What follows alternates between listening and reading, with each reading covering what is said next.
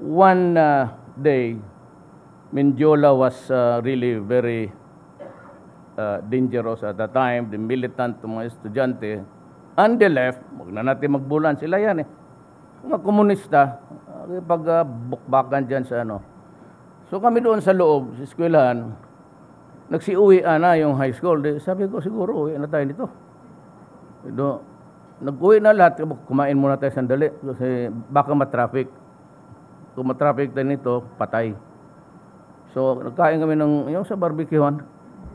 Tapos, patapos tatlo, I do not remember, I think it was Cablitas was one of them. Palabas kami, so we were in the pedestrian platform. Dumating si Justice Solidum. Pasok niya, nasa front seat lang yung nagdaan ng masakay. Yung Volkswagen, yung grag-grag. Sabi niya, nakilala niya kami. Sabi niya, where are you going?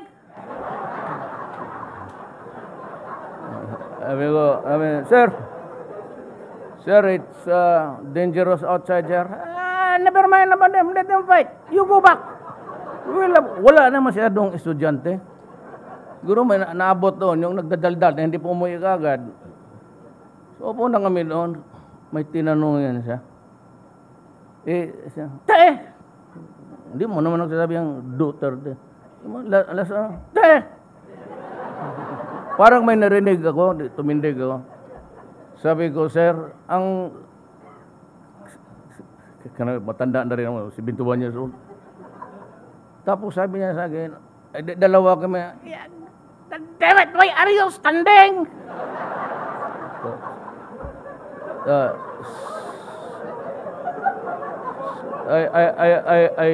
I thought, sir, that I heard my name called. Because you're always talking at the back. Come here, you stand up there. Pagdating ko doon, sabi niya, sino? Cerebral, Kaliso. Sit down. You recite. Tindig ako. Tapos nagtinginan kami. Siya what? Sir, there is no question yet, sir. God damn it. Lagi ganun na.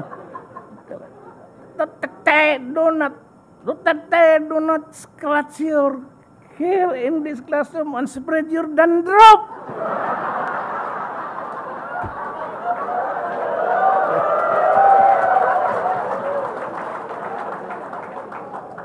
Keep it on your head. It is the only one you have.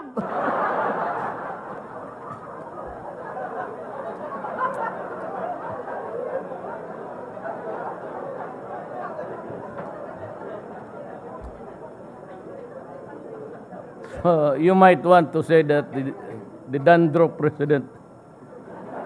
Tama kasi sabi ko, mayabang ako na sumat. Sabi ko, sir, wala ba? Galit lalo. Nagkagano no. Do not scratch. Do not scratch your hair and spread your dandruff in this room. Keep it on your head. It's only one you've got. Well, that made me a lawyer. Actually, sa batch namin, hindi naman tayo sa iba. We are all, tayo-tayo lang naman. Sa wills and succession, pati remedial law, talagang matataas kami. Dumaan rin kay Justice, kay Secretary Puno. And the others, our professors. Si Rudy naman, Robles at the time, sir. He just top the bar at that time. Kami yung binamano. By the way, I was in Bohol campaigning for the presidency. I passed by Vic's house. Victor de la Serna. Minsan nakita kami doon sa Bohol. Nandyan si Boy, Brillante. Pero yung nagbalik ako, medyo matanda na si Sumugsilat. Pero sabi niya na pagkatapos ng meeting, dumaan ka. Pero hindi na ako nakadaan, so pinadala niya. Siya, this is my little help for you. This is really hard-earned money. Tinago ko pati yung pera. Hindi ko ginastos. Hindi ko man alam. Hanggang ngayon sa envelope. Nilagyan ko lang ng rubber band. Do something good for your country. And if you find it hard because there are many o yung ayaw, then if it is good, do it. Declare martial law. Pakita ko sa inyo. You guys, if you go to Davao, it's in my safe. Ipagpakita ko talaga sa inyo. Yeah, tatawagan ninyo si Vic. Ganun talaga sinulat niya. If you find it hard to do it because of parang then declare martial law. Well, I will not do it. Far from it, actually.